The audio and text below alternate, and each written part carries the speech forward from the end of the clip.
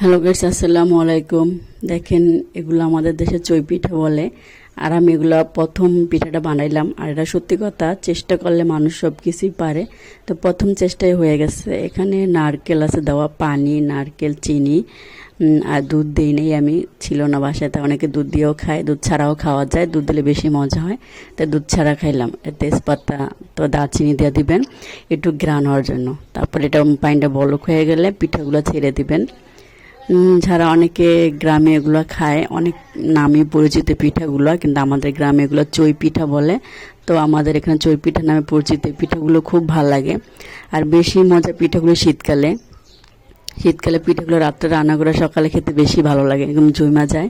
তখন ঠান্ডা ঠান্ডা অনেক ভালো লাগে। তো আমি শীত আর গরম নাই, খেতে ইচ্ছা করছে তাই বানাইয়া খেয়ে নিলাম। যে চেষ্টা করি একটু পারফেক্ট না হোক, মোটামুটি তো হবে। তো পুরোপুরি পারফেক্ট হয়নি, বাট মোটামুটি হয়েছে, তাতেই আমার চলবে। কারণ আমার চেষ্টা করেছি, হয়েছে, খেতে পারবো, এটাই অনেক। তো কার গ্রামে কি নামে পরিচিত সেটা বলবেন। তো এটা বলকের জন্য অপেক্ষা করতেছি। বলক হলে পিঠাটা হয়ে যাবে, তখন নামিয়ে বাসায় নিয়ে যাব খাবারের জন্য। তো মানুষই বেশি না, আমরা ফ্যামিলি মেম্বারও কম, যার কারণে পিঠাও কম বানিয়েছি। অল্প পিঠায় অল্প মানুষের হয়ে যাবে।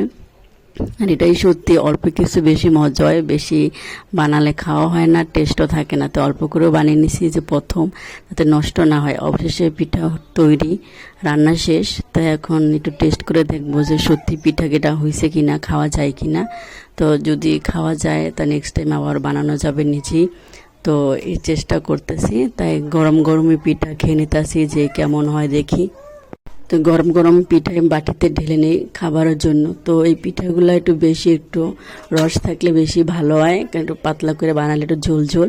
একটু একটা পিঠা একটু ঝোল মুখে দিলে মানে বেশি ভালো লাগে, তৃপ্তি মিঠাই খাওয়া যায়। আর ঝোল না থাকলে তেমন একটা ভালো লাগে না আমার কাছে, তাই একটু ঝোল ঝোল রেখেছি খাবারের জন্য। তো গরম গরমই পিঠা খাওয়ার জন্য রেডি করে নিলাম, যে খেয়ে দেখি। তো যেটাই বললাম সেটাই করে দেখালাম গরম গরম খাবারের জন্য। আর এই যে বাচ্চারা এসব, ছোট ছোট বাচ্চারা এসব পিঠা খেতেও চায় না। বড় বাচ্চারা যা পছন্দ করে, ছোট বাচ্চারাকে মুখে দিলে একটু আটা আটা লাগে, তো তো খেতে চায় না ওরা।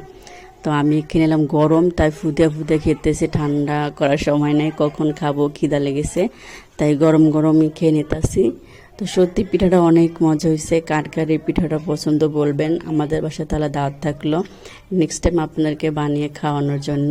সত্যি আমার কাছে নিজের পিঠা নিজের কাছে অনেক ভালো হয়েছে, নিজের প্রশংসা নিজে করতে হয় না, তবুও করে নিলাম যে সত্যি অনেক ভালো হয়েছে।